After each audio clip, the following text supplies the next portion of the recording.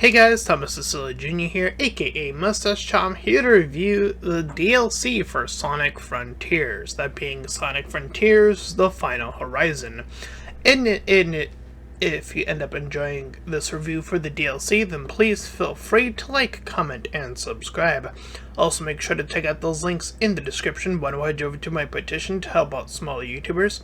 Second, third to my Patreon and PayPal, where you can help support me and my channel directly. And fourth to my Discord server, where you can join, collab, and chill and do all that cool stuff. And shilling will be reminded at the end of the review. With all that out of the way, let's get into Sonic Frontiers DLC. So, first and foremost, if you have not seen my coverage or DLC, or review, of the original Sonic game, then I'll have a link to at least the review at the very minimum to the base game. That way that there is no confusion and that my thoughts are separated from the initial base game to this DLC, which was free by the way. But just because something is free does not mean I'm not going to do my job and review it as objectively as possible. Which means criticizing where criticizing is worth doing and praising when something is worth praising. With all that out of the way, there's not much else to say, and I usually depart between two elements, that being the story and the gameplay. So, in this DLC, the story continues, now suggesting that once Sonic goes through this portal, that somehow that inclination's a possibility spectrum opening to Sage discovering that she can whip out Sonic's friends prior to their change of their sacrifice, and instead I guess go back in time too. That's still a little bit unclear to me, but whatever. It's before they gather all their emeralds in the last location. Point being is that it is now up to the allies of Tails, Knuckles, and Amy to collect the emeralds, while Sonic is tasked with doing the challenges provided by the towers to focus on that. And that's about the gist of the story. And by God, is it awful. That's right, I'm saying the story is awful, not even talking about the gameplay yet. I am talking about the story. What was worth the weight of this story? Like a slight alternative to some of the characters' outcomes, which aren't too drastic in the slightest? I really don't care when most of the conversations just aren't worth the weight of the story. A lot of it is just common stuff that you are tasked with, like the majority of it, or simply lore. It'd be cool to see a lot more character progression, and even from the trailer, it seems that especially Tails, out of the three characters, seem to have a particular interesting drive in the trailer, but that is nowhere to be seen in the story of the DLC, which is completely baffling to me that it's completely missing. That being diving deeper into the corruption element of the story. In fact, that almost seemed to imply from the trailer that he was almost like skewing towards his 9 phase from Sonic Prime, for those of you who have not seen the show. And there's even some dialogue that suggests or teases at such in this game, which in the context of the game still makes no sense, with the lack of from point A to point B to get us from there to Tails admitting that he's willing to work with Robotnik, which is like, what? Like, actually what? What do you mean? How did we get from point A to that? Nothing in that regard makes that much sense. The lore just isn't fascinating enough for me to give it a pass either. Establishing stronger connections and really just building up the scenes instead of it being two characters talking. I think that they should have I mean, it probably would have made them have it to cost money to actually have that make to actually put in the work to make actual cutscenes outside of the ones that they added. Because there are new cutscenes here, but they're just like Sonic's running an engine, sort of, and then the robots are doing a little bit of different stuff here and there. That's about it. And then the final charge of the Allies near the end. Like, those are like the few times where like there's actually any indication of alternative, like, content added in that front, which again just isn't a lot. So yeah, I don't think that the story warranted this shift. It doesn't really change my mind about the overall story of Sonic Frontiers, and because of that, because of the lackluster development and progression within it, I'm actually going to give the story, not the gameplay, the story a 2 out of 10. I think that this story is absolute garbage, and the writer needs to be fired, like, point blank. I'm just going to say it. That writer needs to get fired from this. Whoever wrote this DLC needs to be fired. Like, I'm sorry, you need to work on your writing skills. Come back later when you're better at writing. Like, that's my advice. Like, point blank. Now, jumping over to the gameplay, the game does open up in the regards in saying that the gameplay is going to be way more challenging than the base game. And with that in mind, I do think that they went a little too far in the opposite direction. Now, I do agree that there is a level of challenge that could have been brought to Sonic Frontiers. However, I do think that needed to be in tow with a fix in the base game, and that being fixing a little bit of Sonic's movement in that regard. Particularly anytime he's in the air. Whenever he's in the air, even in the base game, there does seem to be that floaty system that seems to sometimes partake in itself, and you can kind of lose yourself and just kind of flipping all over the place when you're in the air. This whole thing was never fixed in the base game, and doesn't really come off as that much in terms of like ruining the base game, but it does like finagle at least one of the final towers in the base game. And with that, the DLC has the platforming so that it is akin to just being a bit of a harsher mentality to it, with with these heavy restrictions or odd camera finagling, on top of that Sonic jank that is still from the base game being carried over here, which doesn't help in any regard. It only hinders the gameplay as far as Sonic is concerned. And his particular stages are even worse than that. In fact, I would say that they are the worst part of the DLC. All of the new Sonic stages, from the ones you saw me play, are awful. They're just awful. All of the placements of the objects and the weird, bizarre, like, I was joking about, like, this whole fetish idea concept around some of the stages, but, I mean, I can't really say much else other than they really needed to work on making it crystal clear on what is happening in some of these stages, from being targeted at random times to weird camera shifts when you're in certain areas. There are platforms that are angled here that are worse than the tower, because at least in the tower, when you put it to easy mode, they give you the little, the assist balloons, But on the Sonic games, the Sonic levels, I should say, they don't provide anything, and you're just sort of left to figure out the 3D space in combination with Sonic's flumpy movement, in combination with the tilt of the actual platform itself. All three of these things have to be considered, and the stages aren't short by any means. They are of a length of a typical Sonic stage in that regard, but except with all of the nonsense I just added, on top of the new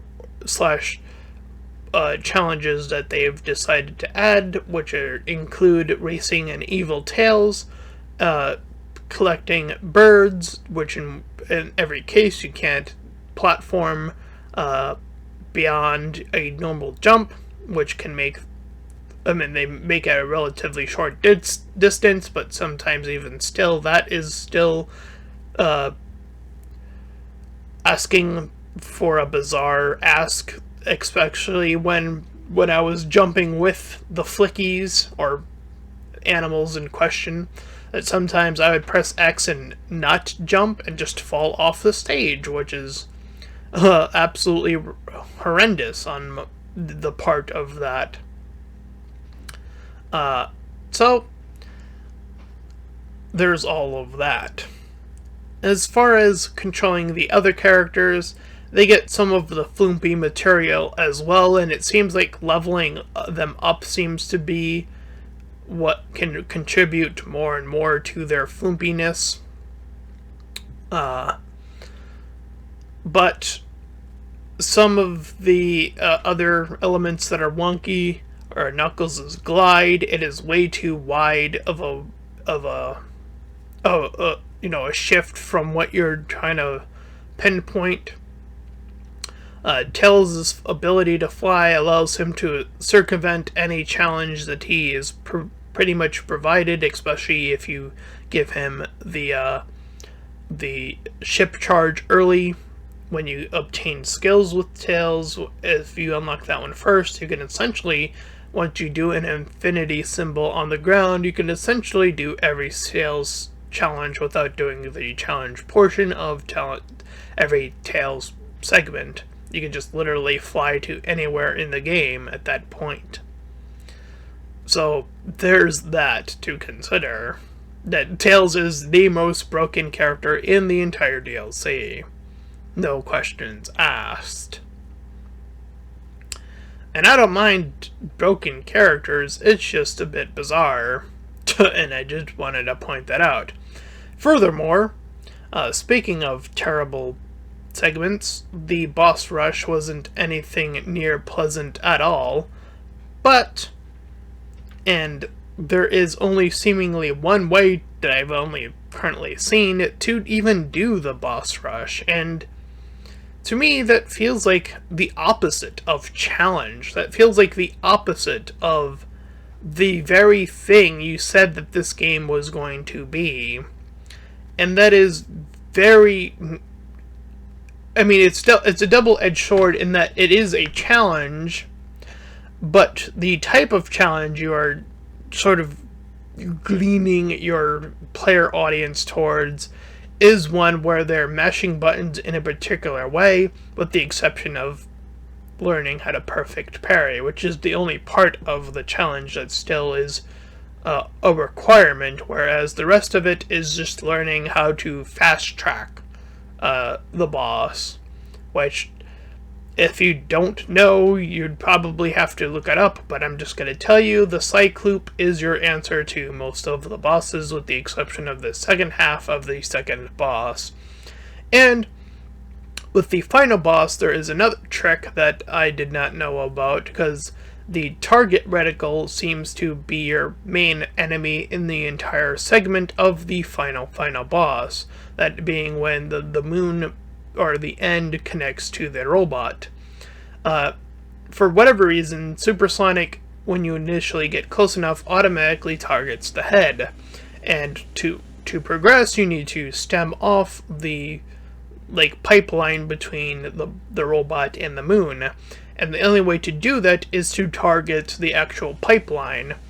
and there is no way to naturally shift targets in a seemingly like a button press would do it. No, in fact, I had to look this up because I actually didn't know that you could do this, is that once you attack once with Sonic, and if you dodge, for whatever reason, this targets the other reticle of the connector thing that connects the final boss to the main robot.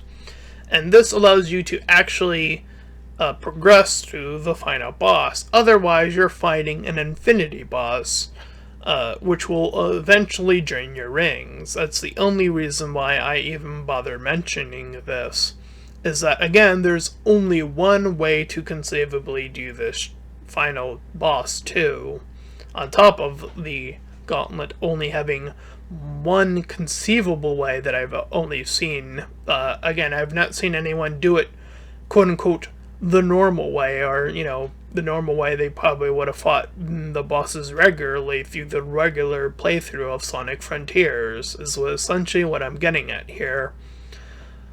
So it seems to want to streamline players in that only direction, which I guess is the only level of actual challenge, question mark? I don't know.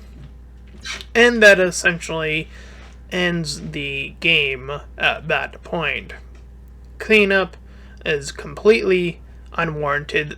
By the way, the Sonic stages themselves are completely skippable, and I think that they knew that they wanted to skip them because they added all of these lookout chocobos, which gain you access to the towers in the first place by all of these blue signs throughout the world that just give you these lost cocoa in the process without you having to go through the stages. Unlike the base game, which at least required you to do so to get the keys initially in the base game.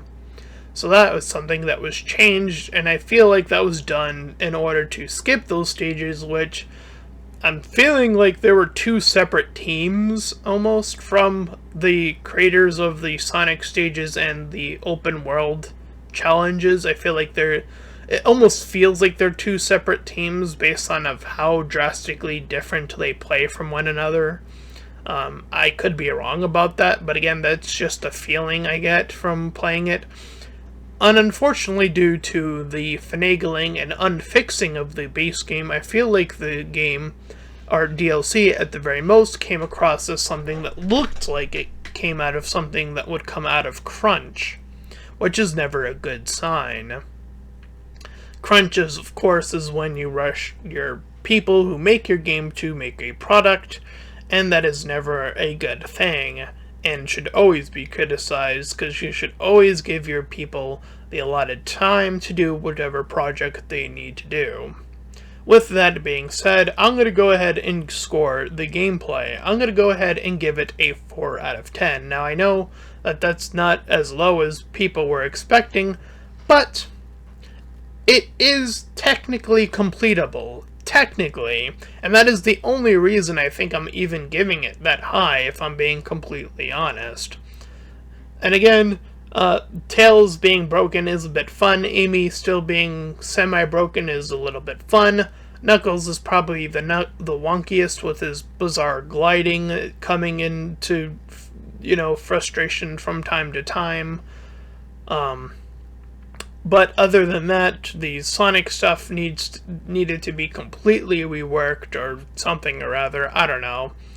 And otherwise, I did say at the end of the Let's Play that I would talk about what I would want to see in the progression of a new Sonic game, in terms of if they wanted to continue the 3D world, exploration of this environment and so on and so forth. So, I think I have an idea, a free idea. If Sega's willing to have listened to this, or the creators of Sonic Frontiers in particular, if they're still going to be directly responsible for the next upcoming 3D Sonic anyway, there are a few things that I think that you can adjust to really make your game stand out and even potentially be this time around actually be rewarded for a Game of the Year sort of reward instead of being snuffed in a music category. So, things to fix. First of all, obviously Sonic's controls are still a bit finicky. I think that is first and foremost the baseline of which I have been saying throughout the entire review. So that I think goes without saying, but I'm going to repeat it anyway just in case. Especially when Sonic is in the air. Again, that finicky nature with Sonic being in the air seems to be a issue still. The other thing I would want to make note of is if they want to make Sonic's combat a little bit more intuitive, I think they need to look a little bit more into fighting games actually, and actually learn a little bit from fighting games and give Sonic a more established moveset and a better lock-on system in conjunction with that better combat system in play. I think those two things need to be sort of intertwined within one another to give Sonic a better feel in his combat and to make the enemies actually, taking out enemies anyway, more rewarding than it kind of you getting tired of it relatively quickly, which seems to be the case of, I think, a lot of people, even in the baseline game of Sonic Frontiers, if I'm being completely honest. Now, what made that avoided in the baseline game is that they had the separate enemies in general is the only thing that avoided that criticism from popping up that consistently. So there was that to establish. However, I do think that in terms of the whole gameplay, just fixing the combat in general will just help alleviate all of those issues on top of that. On top of the better lock-on system. Now, just because Sonic's gameplay is stronger does not make for a, it's going to make for a better gameplay experience, but there is also the story to consider, and that's something I was also considering when thinking about Sonic Frontiers. Now, when you play Sonic Frontiers, even in the base game, a lot, or at least some of the dialogue, seems to come across as if there seems to be some prior experience needed to play in order to play Sonic Frontiers, meaning that some of the characters seem to discuss certain things in a way that seems like, again, there's this prior experience, and I actually don't think that that's a good idea, especially when you're trying to create your own sort of alternative, story like this.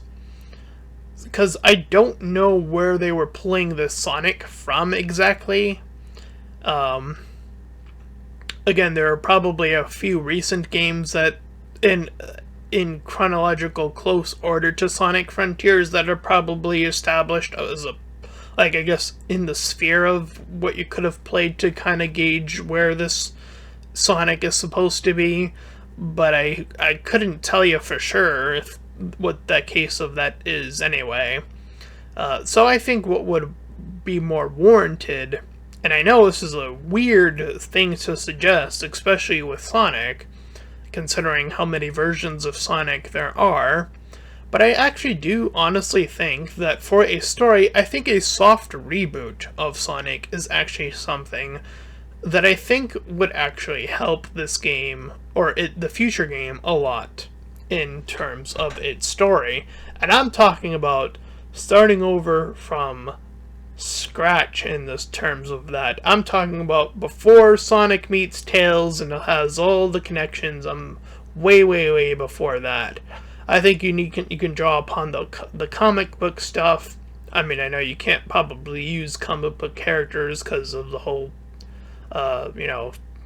copyright nonsense that has been holding Sonic back from using the best character ever, Scourge the Hedgehog, but I digress. speaking of other Sonic characters from the comic, there was the whole Sonic, rebellion in like the early cartoon era with Sally Acorn, and she was in the show as well. So I think she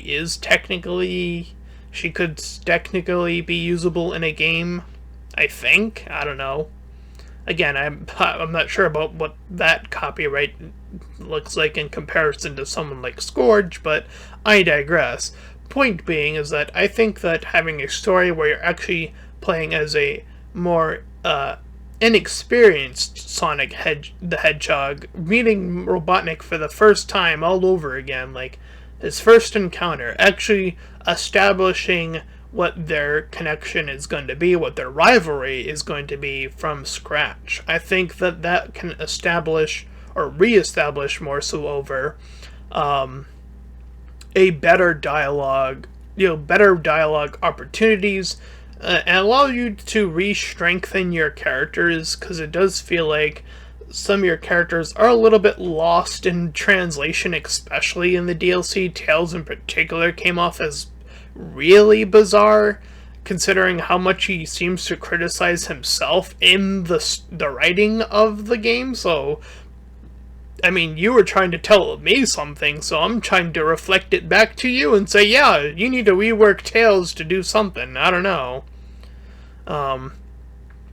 Anyway, I think a interesting little, like, segment can be like, how does, I know that people get mad of, like, how did the thing become the thing? So some people get mad at that, like, how did Han Solo get his name? But I don't know. I think this would be a fun little, like, way of, like, connecting it, as well as, like, intrinsically connecting it to something else.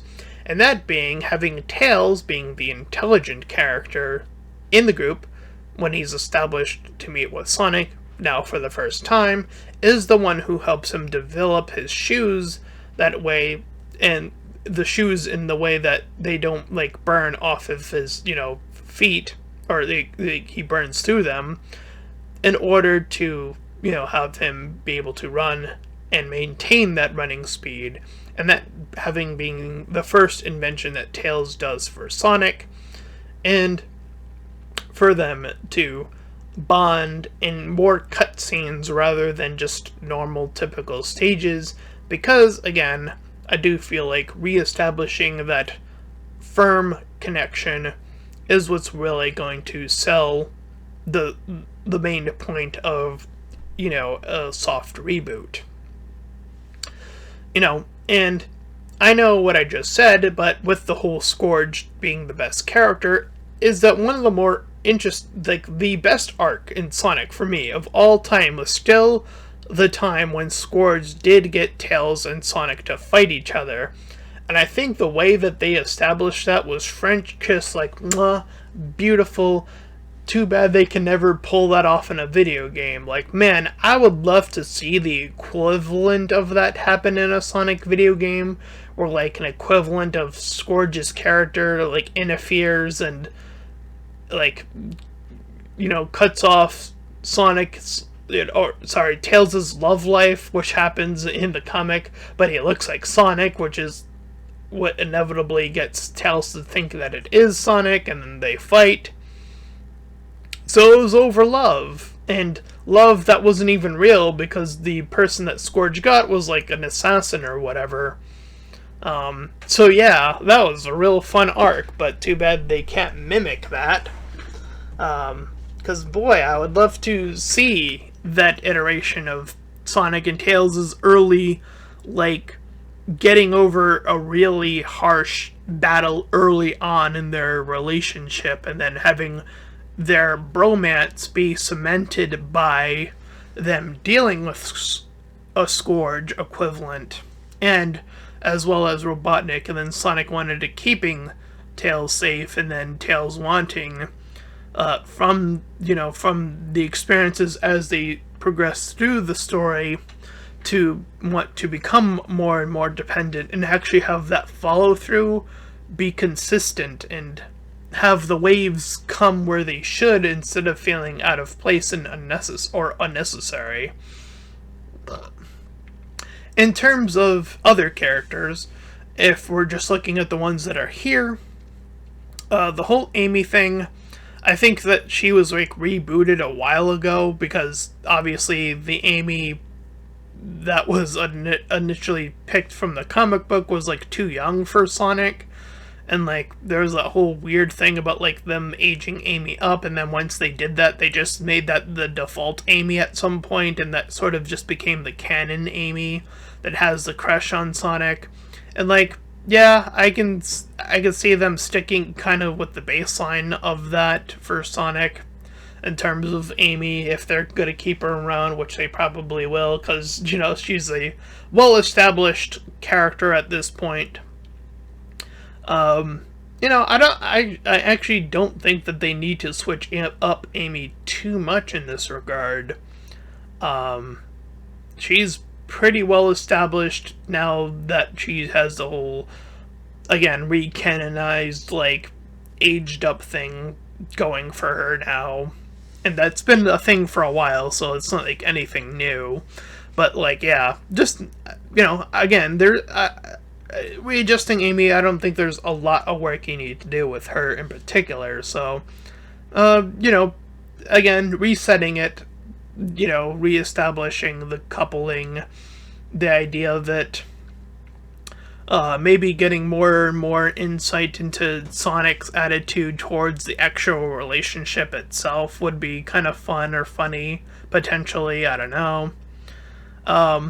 Knuckles, oh boy, Knuckles has been portrayed stupid a lot in certain stories, and I'm not sure where that started from, if that was Sonic Boom or even prior to Sonic Boom, but like, I don't know, I feel like that little shift was cute for Sonic Boom version of Knuckles, because that was meant to be a comedy anyway, but like, I don't know, I feel like Knuckles can be brought back to that, and I think that that is a bit found here in Frontiers in and of itself, but I feel like his goal has kind of been, you know, again, rebooting it, because for those who forgot, in the original games, in the Sega games of old, where Sonic and Knuckles were rivals back in the day, which actually brings me back to that whole combat thing and interlocking that.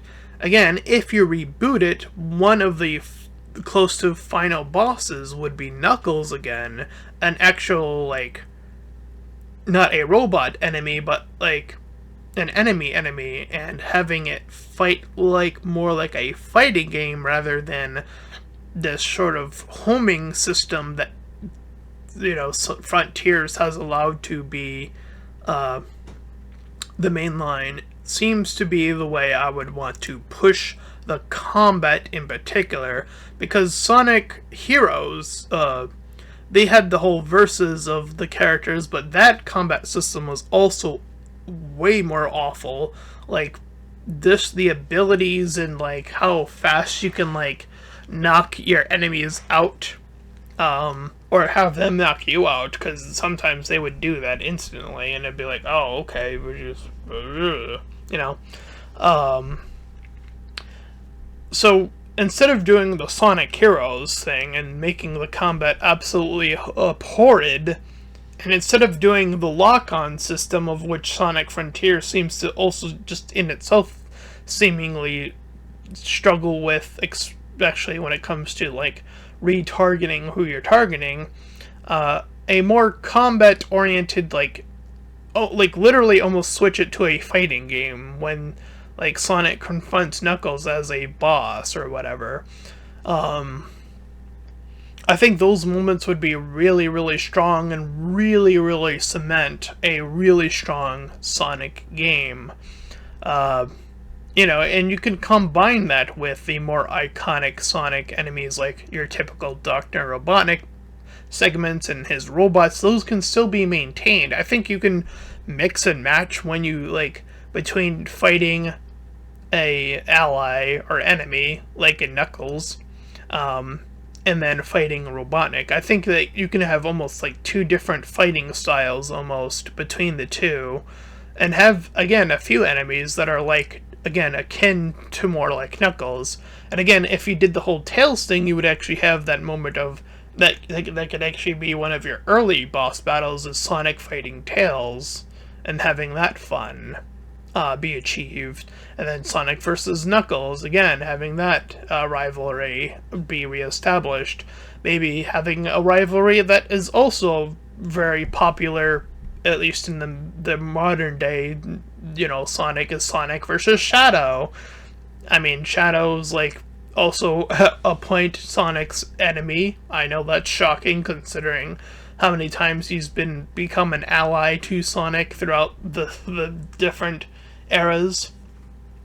But yeah, they used to be enemies, so having them be enemies again here in a reboot and having it come across as more of a fighting game, I think would allow for a very interesting combat segment as well. And again, more akin to that more fighting game style of combat where, you know, fighting these types of characters instead of the robots. I think that would really cement Sonic as far as, like, once you've figured out how to make his air movement more fluid and how to make his horizontal movement, or moving upward from the ground to the ceiling, more streamlined. I think once you've figured those elements out, the elements that you can add in should be relatively on an easier path. With the amount of accessibility you could get to all of these things, would probably not be out of reach, I would imagine. And some things I would suggest in terms of that, you know, there are certain climbables in Sonic Frontiers. For example, in Sonic Frontiers, there's those green things that Sonic can run up vertically. And, you know, sometimes Sonic, especially when it comes to a corner, I would notice this consistently happen, is that despite it being a corner, you know, there would have to be a stop, or there would be a stop in Sonic's movement, or, you know, falling off would probably be the alternative, or slowing down instead of a complete stop. And I think one way to do this, to prevent that from happening in particular, is to add an additional button to Sonic's turn, and that being a dedicated sharp turn button, a complete new segment that, again, I hope that the Sonic Sega team are listening to this, because this is like one of the core things I think that they should add to even Sonic Frontiers, is a dedicated a button combination. So let's say you have a wall that's facing this way, and then you have a wall that's like, you know, that. So it's like 90 degrees, right? So once Sonic is at the tip of the corner, and let's say, you know, you're going left on that turn, the combination for me would be obviously either L1 or L2 in combination with whatever you're still using to run. What the animation will prompt is Sonic gripping the corner with his hand and continuing his momentum on the run, and shifting his body with him still grappled with the wall, and then curving the camera alongside this animation to dedicate this movement and make it way more fluid. I think that would nail a good segment of Sonic's movement in terms of also just fixing his airborne movement to be much more fluid. So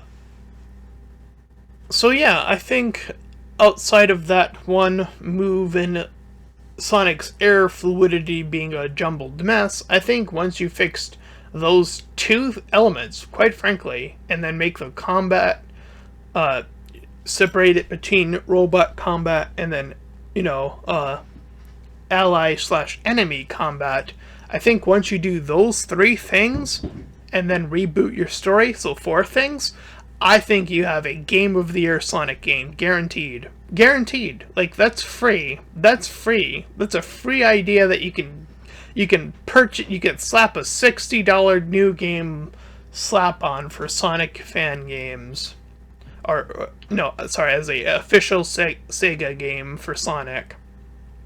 So there you go. There it is. How to fix Sonic forever.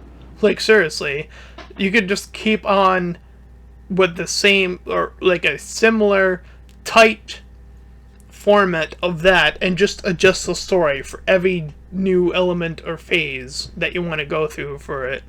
And you could just go on for, forever and ever with the Sonic, with that in mind. And with that, I think that draws our review to its natural close. If you ended up enjoying it, then please feel free to like, comment, and subscribe. Also, make sure to check out those links in the description. One will head you over to my petition to help out smaller YouTubers. Check out there to my Patreon and PayPal, where you can help support me and my channel. And fourth, to my Discord server, you can join, collab, and chill and do all that cool stuff. And until next time, everybody, bye-bye!